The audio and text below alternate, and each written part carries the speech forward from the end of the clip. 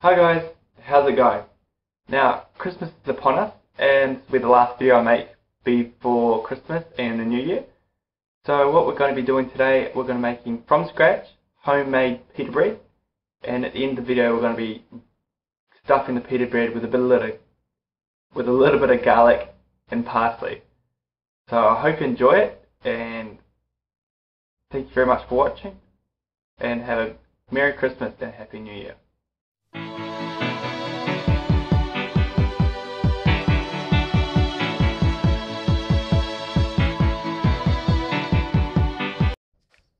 As with most breads, we're going to require some yeast mixture, and pita breads are no different. So what we're going to start off with is 1 cup of lukewarm water, and to this water we're going to be adding 2 teaspoons of dried yeast and another teaspoon of sugar. Now this will just ferment away, and it'll be ready once the yeast is all bubbled away and there should be a nice froth on top. Very similar to my pizza dough recipe. While waiting for the yeast to ferment, we're going to stick in 3 cups of plain flour, and we're going to stick in 1 teaspoon of salt. Once the yeast is fermented properly and the top of the water is all frothy, we're going to be adding this to our dry ingredients. Now we're going to do it slowly, a little bit at a time, and making sure we mix it quite thoroughly in between it. So we're just going to continue until we have no more yeast solution, and then we're going to start mixing it. As per usual, we're going to give this a good mix until everything's well combined, and once again you can cheat by using a beater with dough hooks or any other appliance that makes this a lot easier. So after we've mixed it all together, we are going to get something that looks like this, and we're just going to put this out onto a lightly floured surface and knead it. It's very important that you knead the dough very well. At the end of the whole kneading process, you should get something that's nice and silky smooth without any of the rough flour pieces in it. This just ensures that the bread itself will have a nice texture when cooked, and everything puffs up nicely. So make sure, take the extra time and knead it well. We now need the dough to rise and for the yeast to activate.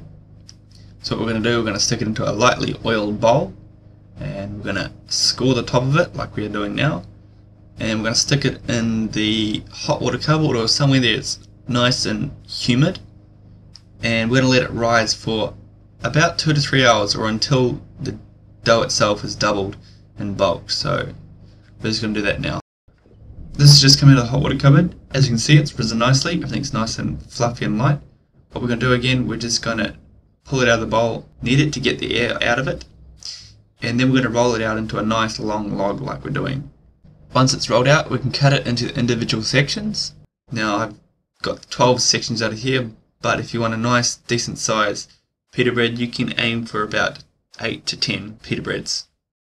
Now all we're going to do is form balls out of each section, and we're going to let it rest for about 15 minutes. This just ensures when you roll out, the dough doesn't spring back. It's had enough time to rest and relax.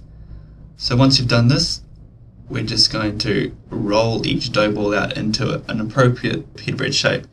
Now they should be roughly about 15 to 18 centimeters, or that's 6 to 7 inches in diameter for you American folk. So that's all we're aiming to do with our dough balls. Now we're going to cook them. We've just had an oven preheating to its maximum setting. We want it as hot as possible, and all we're going to do is slide the dough into the oven and bake it for 2 to 3 minutes until it'll puff up quite dramatically. We're going to leave it in there for another 2 to 3 minutes until it browns, and then remove it with tongs and carefully, very carefully compress and let the steam out. Do this with a spatula, not the hand like I'm doing. At this point you're going to have some beautifully fresh pita breads that you can stuff with your favourite salads for lunch next day. But I'm taking it a step further, and I'm going to stick some garlic and parsley butter inside them, put them back in the oven and crisp them up, and these are absolutely delicious.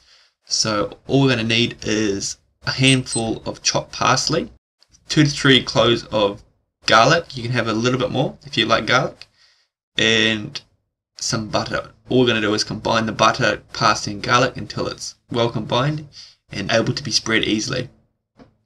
We're going to cut our pita breads in half, as we're doing now, and all we're going to do is smear the butter mixture across the side of the pita bread, put them in a roasting pan, stick them back into the oven for about 4 to 5 minutes, and at the end of it you're going to have some lovely crisp and delicious garlic and parsley pita breads. Now these pita breads are awesome for a snack, especially with Christmas coming up. If you want a light snack before your main meal, you can have these. They will go down an absolute treat. Now this will be my last video before Christmas, so I hope everyone has a very good Christmas and an even better New Year. And I will catch you on the flip side, early 2012. Once again, thank you for watching, and toodle-doo.